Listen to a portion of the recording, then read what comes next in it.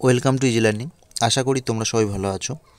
আমরা নিয়ে চলে এসেছি সপ্তম শ্রেণীর গণিতের কোষে দেখি 1.1 অধ্যায় 4 দাগের অঙ্কটি আমরা এই ভিডিওতে করে নেব।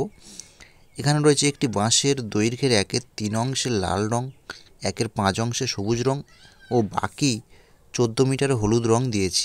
বাঁশটি কত মিটার লম্বা হিসেব করি। তো এখানে দেখো, একটা বাঁশ সম্পূর্ণ অংশ সবসময় এক অংশ ধরা হয়। তো লিখব ধরি সম্পূর্ণ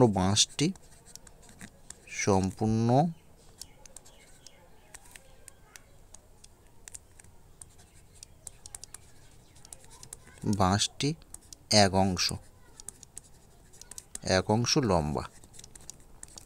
এখন এই এক অংশ বাঁশটির মধ্যে কিন্তু 1/3 অংশে আমরা লাল রং দিয়েছি আর 1/5 অংশে সবুজ রং দিয়েছি, আর বাকি কিন্তু 14 মিটার হলুদ রং দিয়েছি। তো আমরা দেখব এই লাল রং এবং সবুজ রং বাদে হলুদ রং কত অংশে দিয়েছি। তো লিখব বাঁশটিতে হলুদ রং দিয়েছি, বাঁশটিতে হলুদ রং দিয়েছি।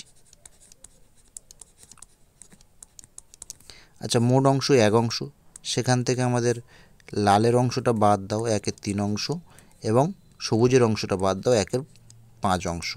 তার মানে এই দুটো বাদ দিলে যে অংশটা পড়ে থাকছে এক অংশ থেকে, এই দুটো বাদ দিলাম, যেটা পড়ে থাকছে সেটা হচ্ছে আমাদের হলুদ রং।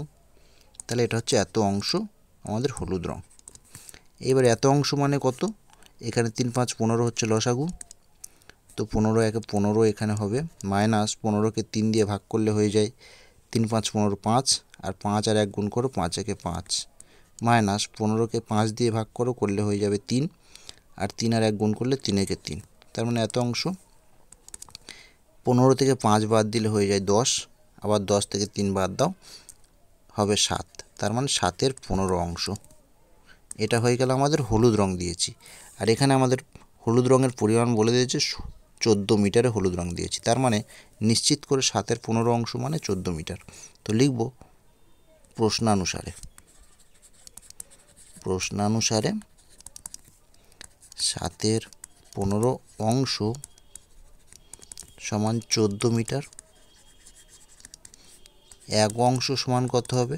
তার মানে 14 গুণ এই 7-এর 15 এদিকে এলে উল্টে যাবে, অর্থাৎ 15-র 7। তার মানে এত মিটার।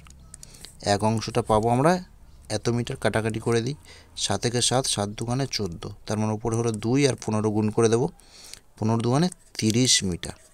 তার মানে 30 মিটার হচ্ছে এক অংশের সমান। তার মানে আমরা বাঁশটি এক অংশ লম্বা ছিল, তার মানে এক অংশ বলতে 30 মিটার লম্বা ছিল। তো লিখব অতএব বাঁশটি 30 মিটার লম্বা। এটাই তাহলে আমাদের অ্যান্সার।